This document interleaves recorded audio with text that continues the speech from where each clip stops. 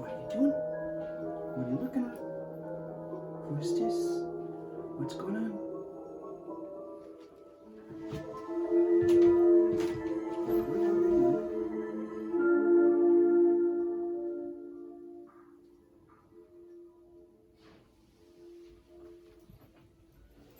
Hello. Welcome again to Something for Kids, a storytelling session and a reading from C.S. Lewis's The Lion, the Witch, and the Wardrobe. I want to introduce you to Temuk. You may remember Temuk from another episode. Temuk's full name is Cuauhtemoc, right? Is that right? Yeah? Thank you. Cuauhtemoc is the name of the last emperor of the Aztecs in about 1520. And so we call Cuauhtemoc Temuk for short, and he's anxious to get with his buddies on the bed. So here you go. There you go. So before we begin, are you comfortable? Maybe get a pillow. Do you have something?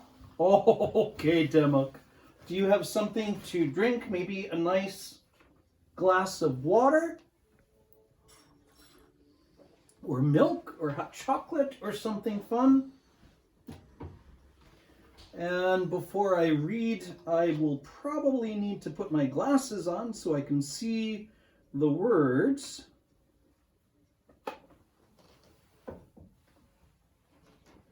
How was your day? My day was good. I did a little walking and I was able to enjoy some fresh air and then came home and had dinner with the family. What did you do today? Maybe you or your parent or your guardian could type in something and tell me about what you did today. Oh, there you are. All right. So I'm glad to have you back with us. I want to remind you that one of the reasons we're reading The Lion, the Witch, and the Wardrobe by C.S. Lewis is that this year's Vacation Bible School will be based on the story, and we're entitling our Vacation Bible School in June 22nd through 26th, Monday through Friday, from 5 to 8 p.m. at night. Aslan is on the move, and we're going to have a wonderful time.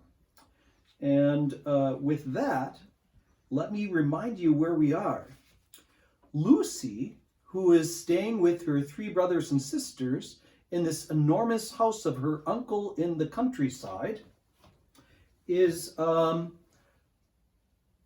had walked through a wardrobe and found herself in the winter land of Narnia, and she is in the home, which is a cave with a nice carpet and a well-appointed cave of Mr. Tumnus, a faun, and she had tea, and then he started playing the flute, and the music of the flute was mysterious. It made her want to laugh and cry and dance all at the same time, and now she's kind of realizing that it's late, and that's where we'll continue our story tonight. Oh, Mr. Tumnus, I'm so sorry to stop you, and I do love that tune, but really, I must go home. I only meant to stay for a few minutes.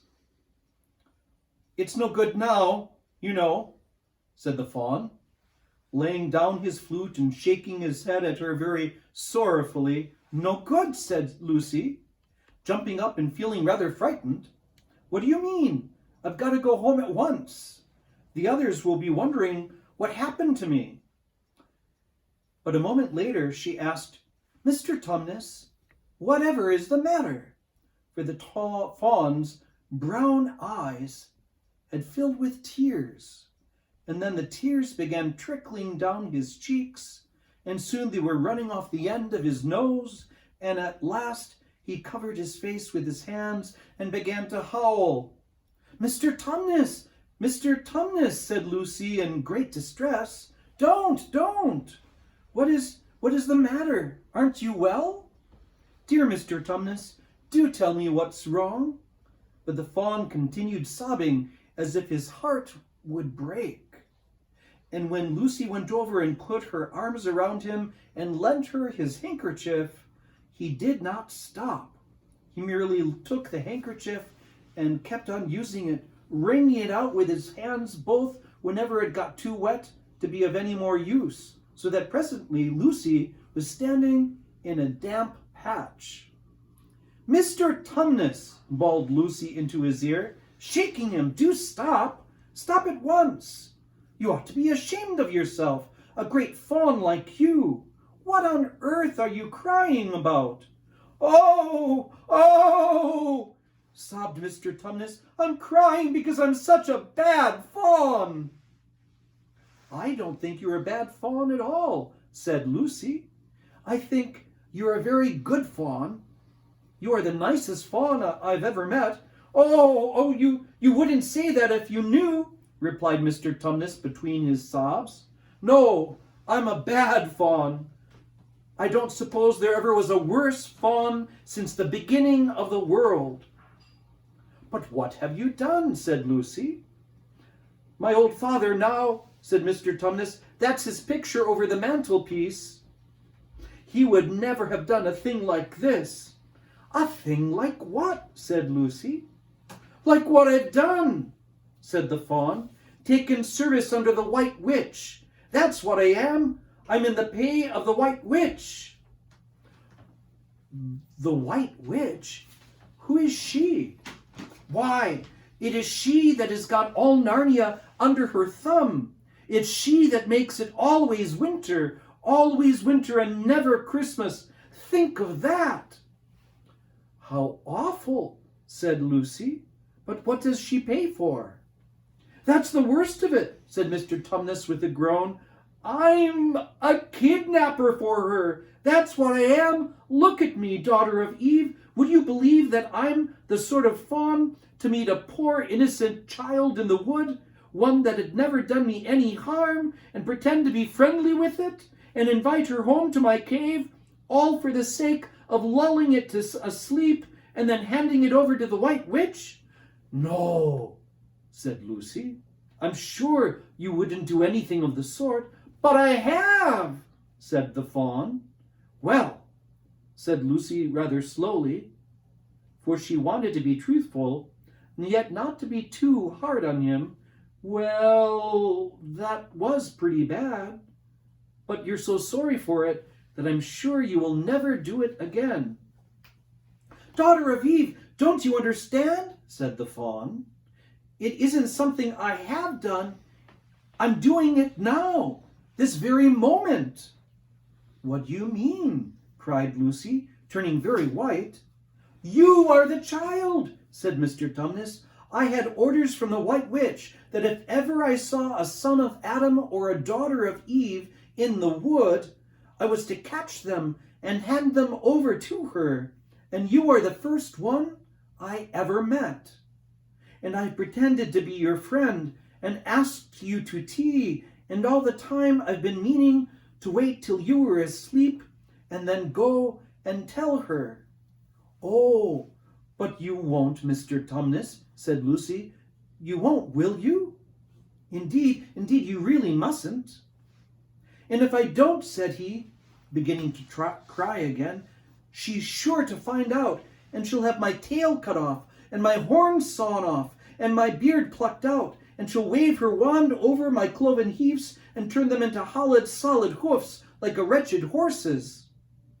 And if she is extra and specially angry, she'll turn me into stone, and I shall be only a statue of a fawn in her horrible house until the 4 thrones at Cair Paravel are filled, and goodness knows when that will happen, or whether it will ever happen at all." "I'm very sorry, Mr. Tumnus," said Lucy, "but please, let me go home." "Of course I will," said the fawn. "Of course I've got to. I see that now. I hadn't known what humans were like before I met you. Of course I can't give you up to the White Witch, not now that I know you. But we must be off at once. I'll see you back to the lamppost. I suppose you can find your own way from there back to the spare and the wardrobe. I'm sure I can, said Lucy. We must go as quietly as we can, said Mr. Tumnus. The whole wood is full of her spies. Even some of the trees are on her side. They got up and left the tea things on the table, and Mr. Tumnus once more put up his umbrella and gave Lucy his arm, and they went out into the snow. The journey back was not at all like the journey to the Fawn's cave. They stole along as quickly as they could without speaking a word, and Mr. Tumnus kept to the darkest places. Lucy was relieved when they reached the lamppost again. Do you know your way from here, daughter of Eve? Said Mr. Tumnus. Lucy looked very hard between the trees and could just see in the distance a patch of light that looked like daylight. Yes, she said, I can see the wardrobe door. Then be off home as quick as you can, said the Fawn, and can you ever forgive me for what I meant to do? Why, of course I can, said Lucy, shaking him heartily by the hand, and I do hope you won't get into dreadful trouble on my account. Farewell, daughter of Eve, he said. Perhaps I may keep the handkerchief. Rather, said Lucy, and then ran towards the far-off patch of daylight as quickly as her legs would carry her, and presently, instead of rough branches brushing past her, she felt coats, and instead of crunching snow under her feet, she felt wooden boards, and all at once she found herself jumping out of the wardrobe into the same empty room from which the whole adventure had started. She shut the wardrobe door tightly behind her and looked around, panting for breath. It was still raining, and she could hear the voices of the others in the passage. I'm here, she shouted. I'm here. I've come back. I'm all right. The end of chapter 2, What Lucy Found There. So tomorrow night, we will begin in chapter 3, Edmund and the Wardrobe. What do you think of that? Do you like the story so far? Mr. Tumnus, I think he did a bad thing, but what do you think of him now that he brought Lucy back to safety? And do you think Lucy is brave? I think she's very, very brave. Now, we are almost at the end of our time together, and like we're doing each night, I wanted to ask you if you have counted your blessings. So I'll go first, and then if you can tell me and have maybe your mom or dad or guardian type in or yourself type in what you might be grateful for as you count your blessings. Today, I'm grateful for a warm house on a cold night. I'm grateful for a good story to keep me entertained and occupied. What else are you thinking about today? What are you grateful for?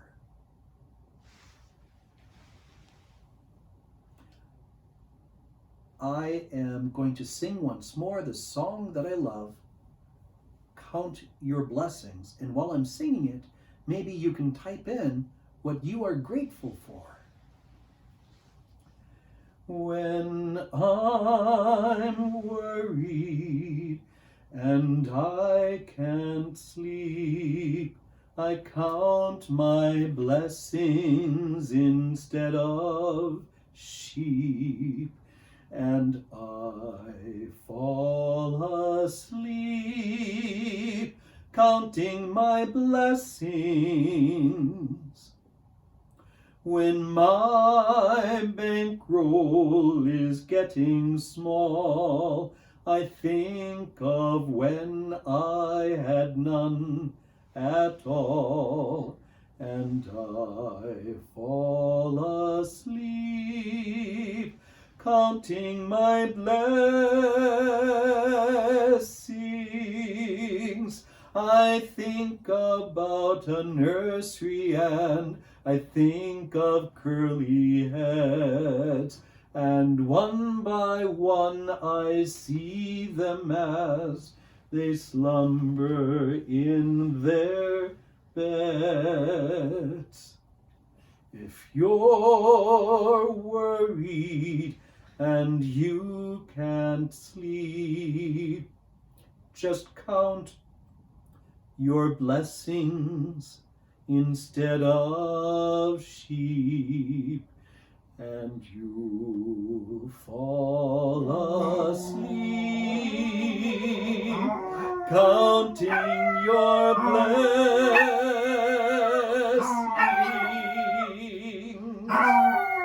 Thank you guys for helping me sing the last part of the song. I appreciate that.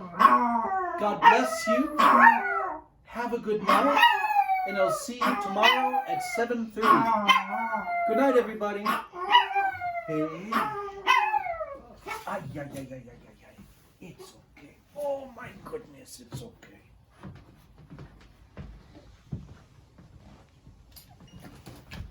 I forgot.